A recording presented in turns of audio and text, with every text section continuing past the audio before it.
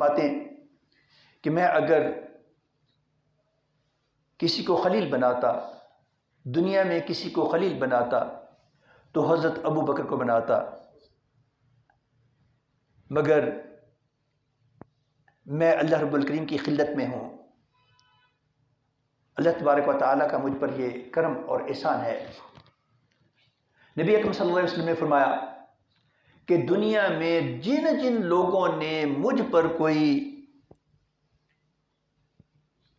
احسان نما بات کی تو ان تمام لوگوں کے بدلے میں نے دنیا میں چکا دیے ہیں، سوائے ایک حضرت ابو بکر صدیق رضی اللہ تعالیٰ عنہ کے۔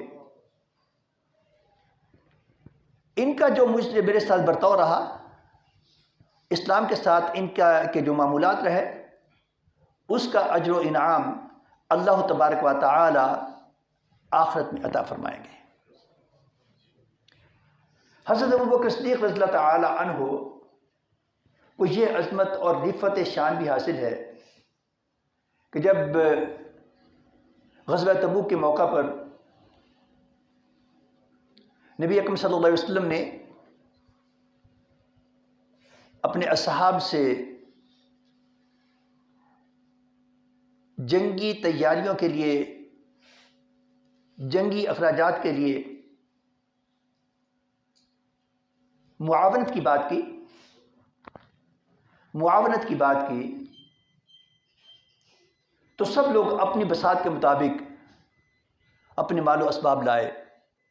حضرت عمر فاروق رضی اللہ تعالیٰ عنہ فرماتے ہیں کہ ان دنوں میں صاحب ثروت تھا اور پہلی مرتبہ مجھے یہ خیال گزرا کہ یہ ایک موقع ہے کہ جب میں حضرت ابو بکر صدیق رضی اللہ تعالیٰ عنہ پر سبقت لے جا سکتا ہوں۔ دل ہی دل میں یہ خیال آیا تو فرماتے ہیں کہ میں اپنے گھر گیا اور اپنے گھر کا سارا سامان 2 حصوں میں تقسیم کیا اور آدھا سامان اٹھا کر بارگاہ نبوی صلی اللہ علیہ وسلم میں پیش کر دیا، اور اب میں منتظر تھا کہ ابو بکر صدیق رضی اللہ تعالیٰ عنہ کیا کرتے ہیں۔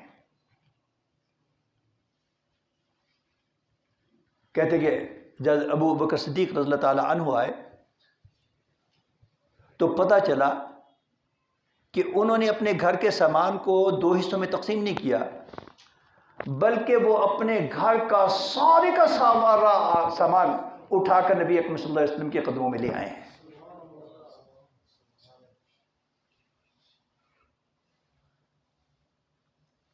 یہ عظمت و رفعت ہے حضرت ابو بکر صدیق رضی اللہ تعالی عنہ کی۔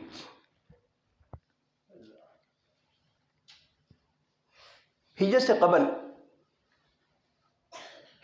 قبل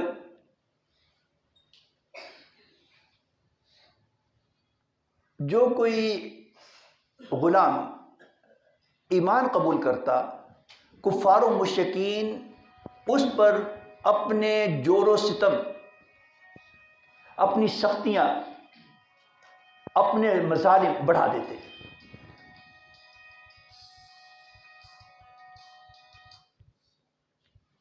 اور ایسے میں حضرت ابو بکر صدیق رضی اللہ تعالی عنہ وہ عظیم المرتبت حضور کے صحابی ہیں جنہوں نے سب سے زیادہ ایسے رنجیدہ صحابیوں کو خرید کر آزاد کر دیا۔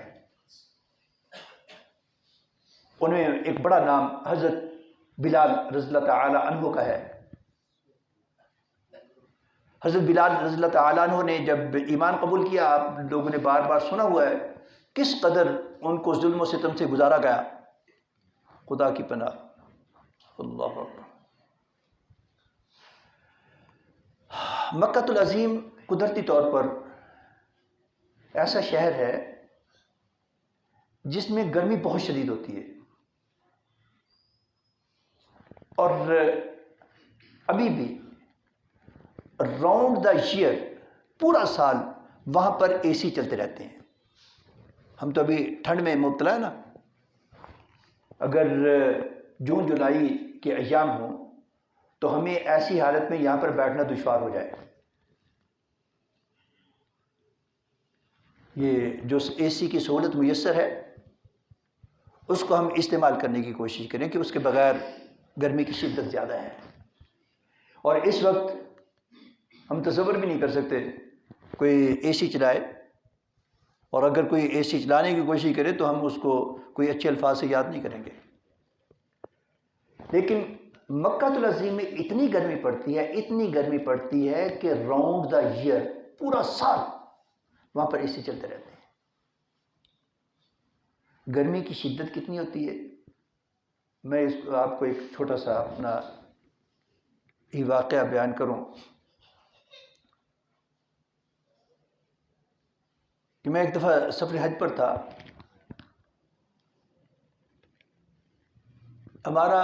ہماری جو رہائش ہے وہ مکہ حرم کعبہ سے، مسجد الحرام سے اتنے فاصلے پر تھی کہ جب اذان شروع ہوتی، اگر ہم چاہتے تو اپنی اس رہائش گاہ سے مسجد کے لیے نکلتے اور اذان ختم ہونے سے پہلے مسجد میں داخل ہو جاتے۔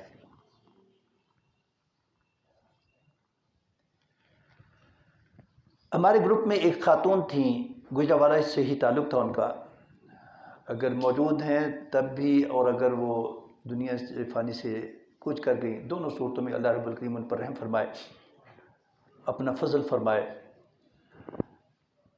اس خاتون نے پتہ نہیں کوئی منت مانی تھی یا کیا تھا کہ نماز ظہر کے لیے وہ اپنی رہائش گاہ سے ننگے پاؤں وہ بیت اللہ شریف کی طرف چل دی، اور آپ کو میں بتا چکا ہوں کہ کتنا فاصلہ تھا، یہ سمجھے چند گز کا دورانیہ تھا۔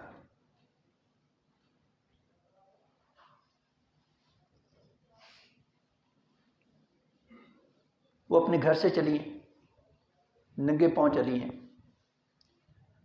تو گرمی کی شدت اور حدت نے انہیں پریشان کیا ہے۔ ہم سمجھ سکتے ہیں کہ انہوں نے اپنے طور پر اپنے پاؤں کو بچانے کی کوشش بھی کی ہوگی، کبھی پاؤں پر پاؤں رکھا ہوگا، کبھی تیز رفتار ہوئی ہوگی۔ اس کے باوجود ان کے پاؤں اس قدر نیچے سے جل گئے کہ وہ بقیہ دورانیہ، حج سے پہلے کا یہ معاملہ ہے، وہ ہاسپٹل میں رہیں، زیر علاج رہیں، ایمبولینس پر ان کو حج کے لیے لے جایا گیا، اور پھر ایمبولینس پر ہی انہیں ہوائی جہاز میں پہنچایا گیا۔ ان کے پاؤں اس پوزیشن میں نہیں تھے کہ وہ اپنے قدموں پر چل سکیں۔ یہ اس خاتون کا معاملہ ہے جو اپنی مرضی سے جا رہی تھی، اور پاؤں کے تلوے جو ہے نا وہ نسبتاً زیادہ سخت ہوتے ہیں، ان میں قوت برداشت نسبتاً زیادہ ہوتی ہے۔ اور حضرت بلال رضی اللہ تعالی عنہ کے بارے میں آپ جانتے ہیں، آپ نے کئی مرتبہ سنا ہوا ہے، مختلف قسم کے وہ چلتے رہتے ہیں، ان کی منقبت بھی چلتی رہتی ہے، اور ان کے بارے میں قوالیاں بھی بنی ہوئی ہیں۔ ان کے جو مالک تھے ان کو قبول ایمان کے بعد تپتی ہوئی جھلستی ہوئی دوپہروں میں ننگے جسم پتھروں پر لٹا دیتے تھے۔ وہ پتھر جو آگ کی طرح دہک رہے ہوتے تھے ان پر ننگے جسم لٹا کر پھر ان کے اوپر پتھر رکھ دیتے تھے۔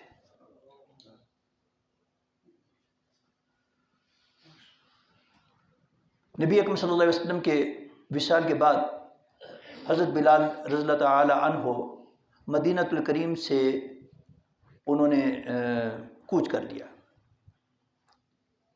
اور پھر ایک مرتبہ آقا علیہ الصلوۃ والسلام کی یاد میں اتنے تڑپے۔ بعض روایات میں یہ بھی ہے کہ نبی اکرم صلی اللہ علیہ وسلم نے خواب میں انہیں فرمایا کہ تم اتنے دور چلے گئے ہو۔ وہ حاضر ہوئے مدینہ الکریم میں، تو حسنین کریمین رضی اللہ تعالی عنہما نے انہیں کہا کہ آپ اپنی کمر سے کپڑا تو ذرا اٹھائیں۔ پہلے باقی لوگ کہتے رہے، وہ نہیں مانے۔ حسنین کریمین نے جب فرمایا تو ان کے کہنے کو حکم سمجھتے ہوئے آپ نے جب کپڑا کمر سے اٹھایا تو اس پر زخموں کے نشان ایسے تھے، چربی کے نشانات ایسے تھے، ان ظالموں نے اس قدر آپ پر مظالم کیے تھے کہ کئی لوگ اپنے ہوش کھو بیٹھے۔